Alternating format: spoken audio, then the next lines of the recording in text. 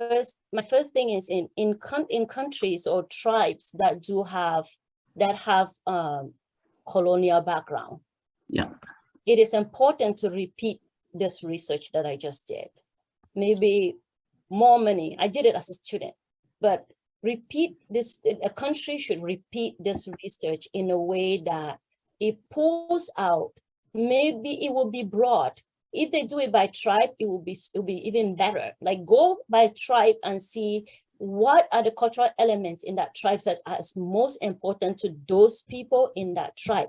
What is important to those people in that tribe? Once you know those things, then you can use those things now, like in the case of Kisi, we know what their cultural, the things that they value are already. Now we take those things that they value, you expand upon them, you really like, it's like writing a book out about rites of passage, values as far as the Kisi people are concerned. And then you see how you can integrate it into the education system. So you take these things, you integrate them into the education system, whether it's a curriculum, the pedagogy, materials, whatever it is, you look at those two things to, if you have to take out something that is highly Eurocentric, but not improving the child's learning, you take it out and then you put in what will improve the learning. That's why in this model, we use the word augmentation, because we want to improve on the colonial system that is in place. Education is a beautiful thing.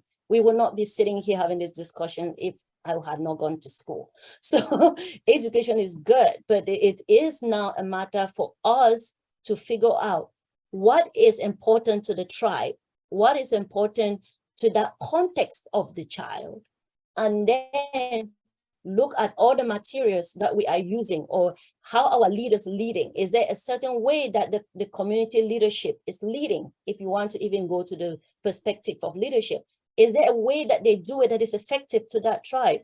How do we incorporate that into the school system and into the classroom, just to help with the cognition and the identity? What is it that will make them have better an identity that is not fragmented because of the colonial ways of looking at things, or the Eurocentric worldviews that might conflict with the tribal worldviews? So that's the one step I would say it's absolutely necessary to look at these cultural elements and bring them into whatever we do. And then when it comes to global learning, now we know like STEM is something that is we see it crosses cultures easily. That's something that crosses culture easily. I suggest that in looking at STEM, we have to always reflect carefully. What are we adopting? What are we adopting from? With modern days, there's a lot of things. You go online, you can find a lot of things. But what are you adopting? Is it relevant to this culture? So you take what is considered global learning and you look at it from your context.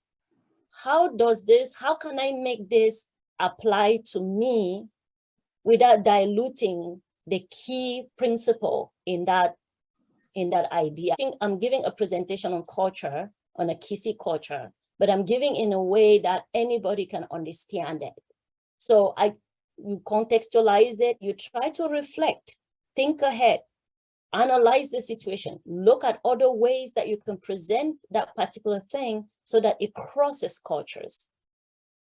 And then at that point, we come in as colonized indigents, we come in with a balance of two cultures where we know really well what our culture is and how we fit in the global world. And then if we are going to transfer something to the global world, we also know what's happening in the global world and how do our own culture fit in that. Like if I'm teaching STEM, when I say catapult, I show you a picture because that's what I'm saying. You want to be able to visualize it and conceptualize it and look at it. Is it even relevant in the US culture to do anything with catapult? Maybe not, unless you live, I don't know, I don't know where. Like you probably have to go somewhere where you have to shoot birds and things to use a catapult. It's not a common concept in the US.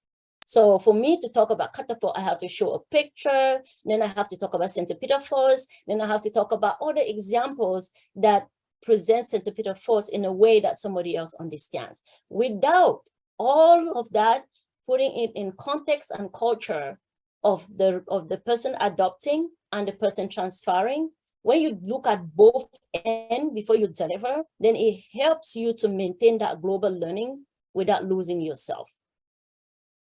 That's my humble opinion.